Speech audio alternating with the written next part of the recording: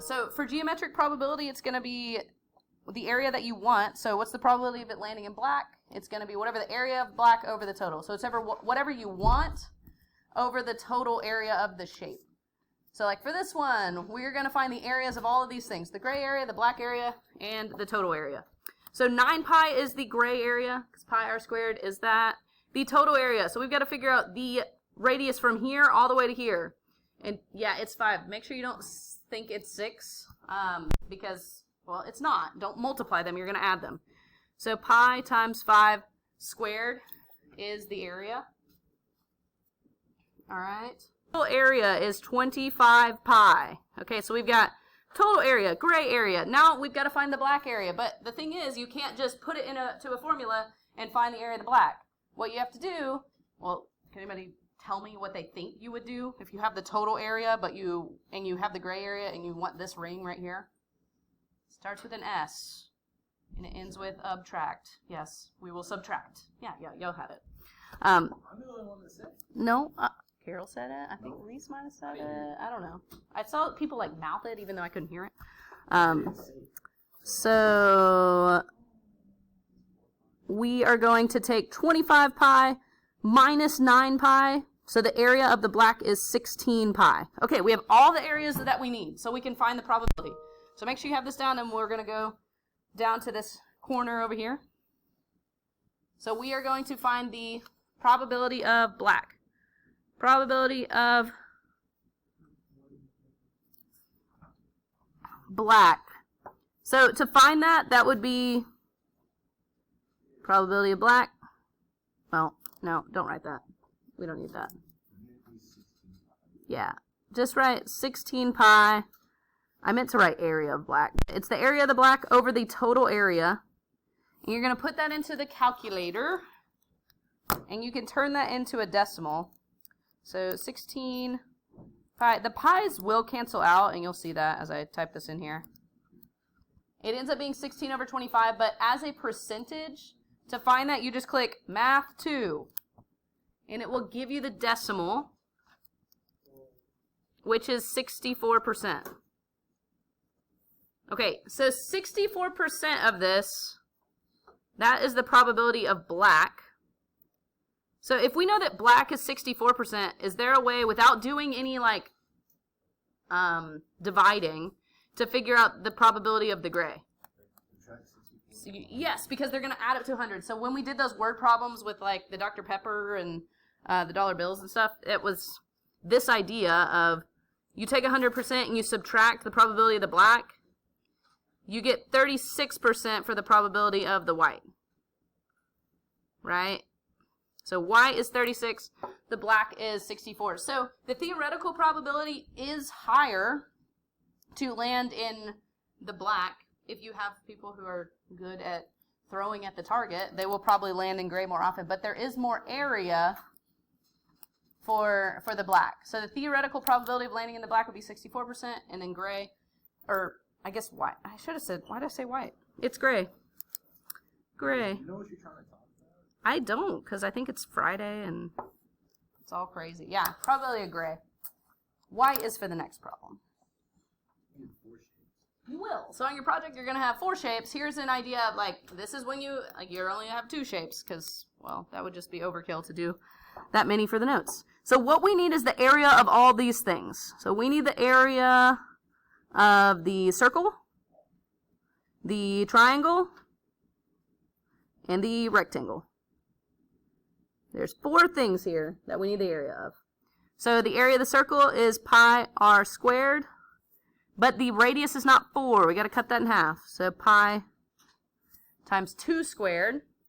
You can just do it pi. Well, yes, it is. I'm just showing where things are coming from. But yes, 4 pi would be the area of that circle.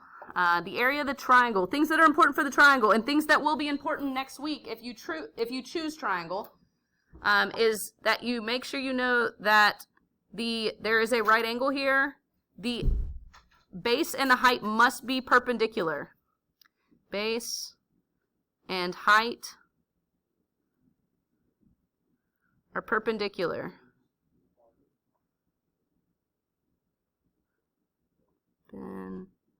Perpendicular. Oh my gosh, I cannot write today to save my life.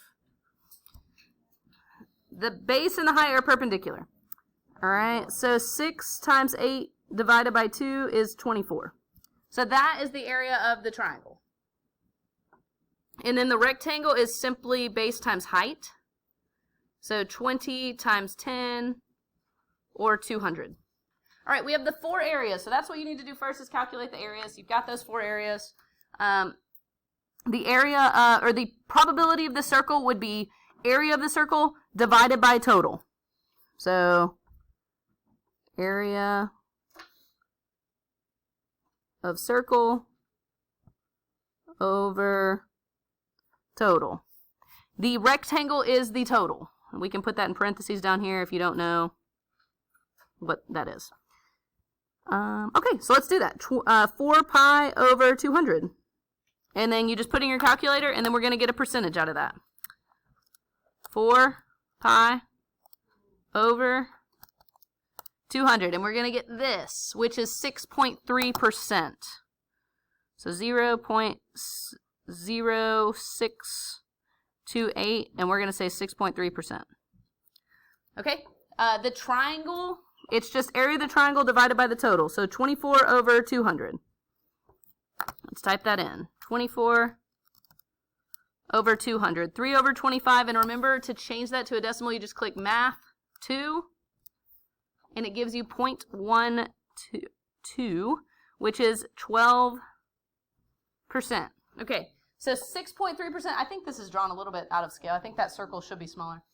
But 6.3% chance of hitting the circle and a 12% chance of hitting the triangle. All right, let's go to the next page. Yeah, this is the same, but this time we're going to find the probability of the white and the probability of the gray. Okay, so to find the probability of the white, you've got to do circle plus triangle divided by total. Okay, add them together, divided by the total. So the circle is 4 pi. The triangle is 24 divided by 200. All right.